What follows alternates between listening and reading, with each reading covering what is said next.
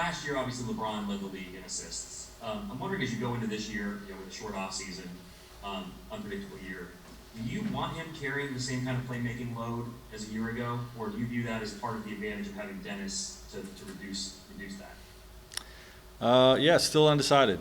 We still got to see these guys play with each other, establish their chemistry, and then we'll decide on sort of usage and roles and all that stuff as we get closer to the season.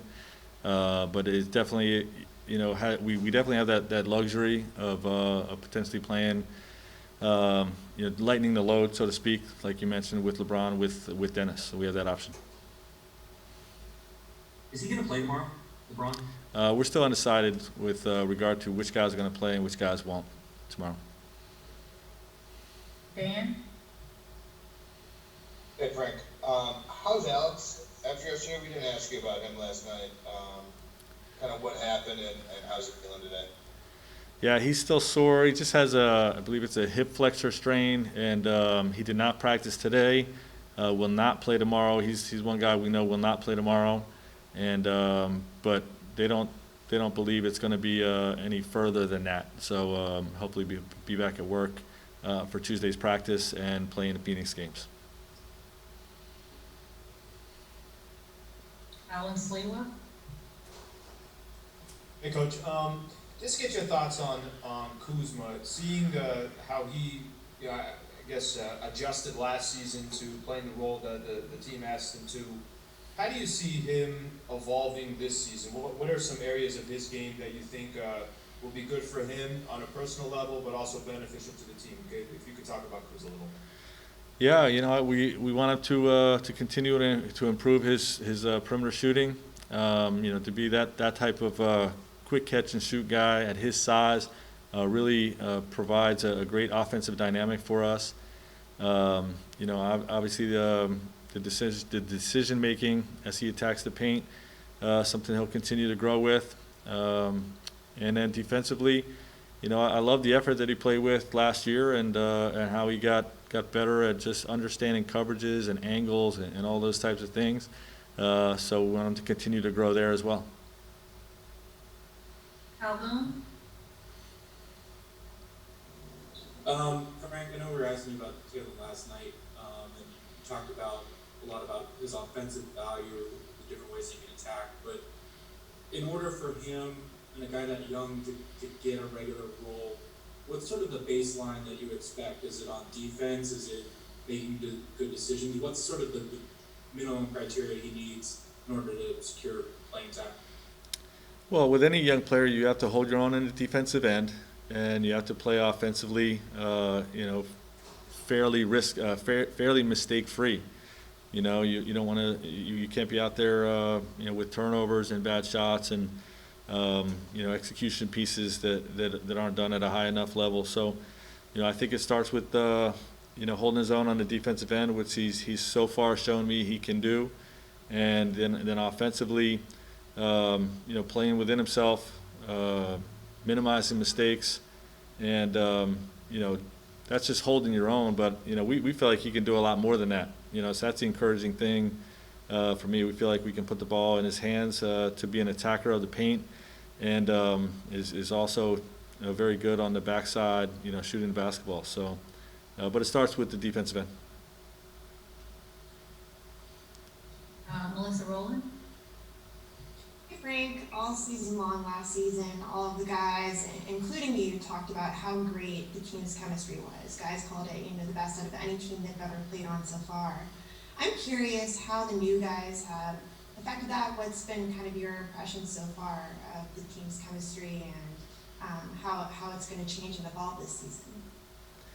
Yeah, so far so good. I think our guys, the new guys have come in and really fit in well. Both on the court, but also, with how they're connecting, when we're not between the lines. And, that's something that, we'll have to continue to work towards and achieve that positive chemistry throughout the year. Jordan Richard? Hey Frank, after watching last night's game, just on film, if you got the opportunity to, can you just talk about Dennis Schroeder, You know, there was a lot of times, even though he had 1 assist, where he was making an extra pass, you know, within the offense. And also Devontae, you know, how he contributed with 8 points and 6 rebounds. Can you just talk about like that second group and how they fought back and got the W and how you were pleased with them? Yeah, well, I like the way Dennis played last night. You know, he had 6 turnovers, but I think a lot of that was him just trying to play extra pass basketball, which is who we are as a team, and he was playing selflessly. So, you know, I'm okay with those types of things. And you know, I think Devontae, you know, brings great energy. You know, I think Montrezl Harrell is a great model for him to follow in terms of being an undersized big guy that can just really affect the game with his energy. You know, so he had a strong performance last night. Last 2 questions are follow-ups, so we'll start with Dan. Frank, Wesley was telling us last night that he and Kawhi kind of had a brief conversation on the court about Talen's age and just sort of like not being able to believe it that, you know, he's 20 or 19 or whatever they call it. Is there a maturity to his game that you like? Do you see that in him? And I guess can you kind of describe like if he does sort of play beyond his age?